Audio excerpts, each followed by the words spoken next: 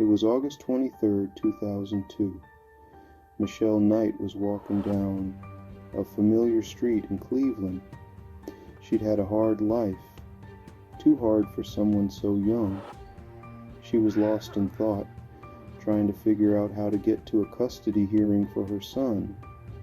She didn't have a car, no money for a cab. That's when a man she vaguely recognized pulled up next to her. He was friendly, familiar, a friend of her family.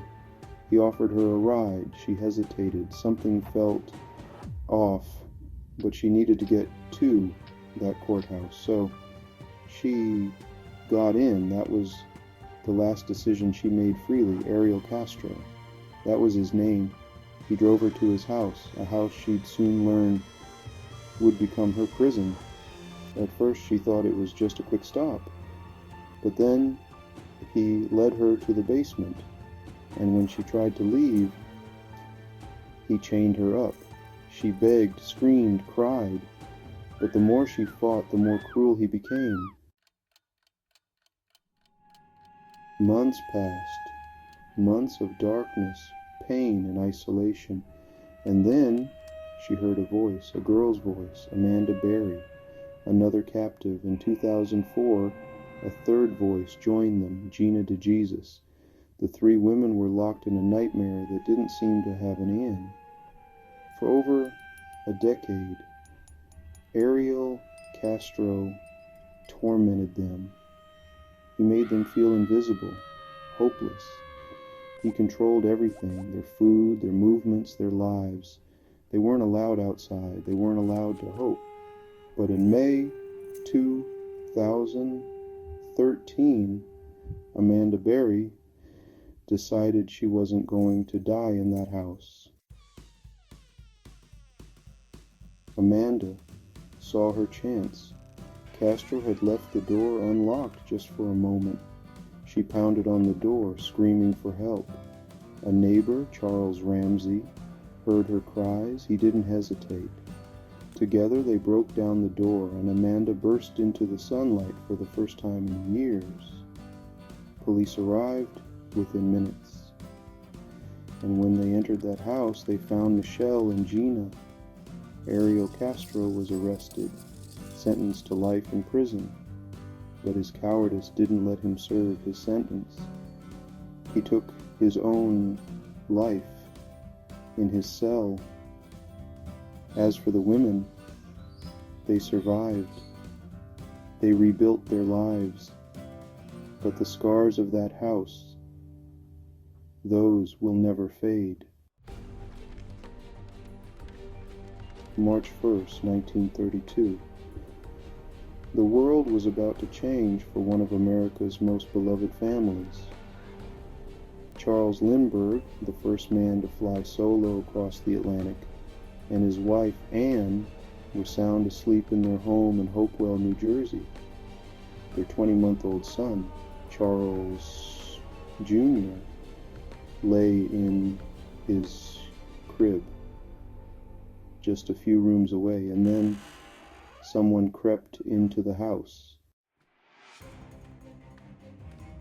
The kidnapper slipped into the baby's room, cradling the tiny boy in his arms.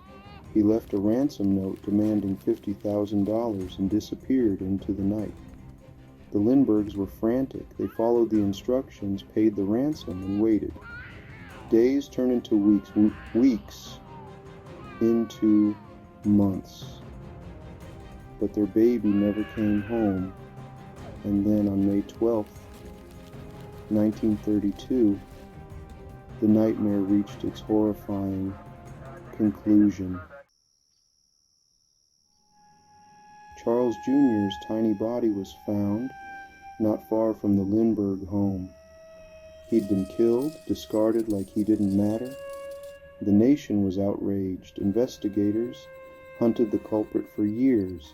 In 1934, they arrested Bruno Richard Hauptmann. He was found with the ransom money. He was tried, convicted, and executed. But even today, people question whether he acted alone or if he was even guilty at all. The Lindbergh Baby case remains one of the most haunting child abduction in history, a story of love, loss, and the terrifying realization that sometimes the worst monsters are the ones we never see coming. Shawn Hornbeck was just 11 years old. It was October 6th, 2002, a normal day.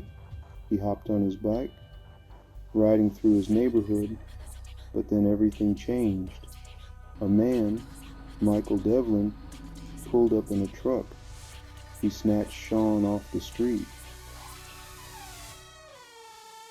For over 4 years, Shawn was held captive in Devlin's apartment. 4 years of fear, 4 years of abuse. Devlin controlled every part of Shawn's life. He made him believe that if he tried to escape, it would only get worse. And then, in 2007, Devlin made a mistake. He kidnapped another boy, 13-year-old Ben Ownby. This time, police acted quickly. They traced Ben to Devlin's apartment, and there they found Shawn, alive. Shawn's story shocked the world. He had survived the impossible, but the years he lost, he could never get back. Michael Devlin was sentenced to life in prison, and Shawn, he slowly began to rebuild his life, surrounded by love and support.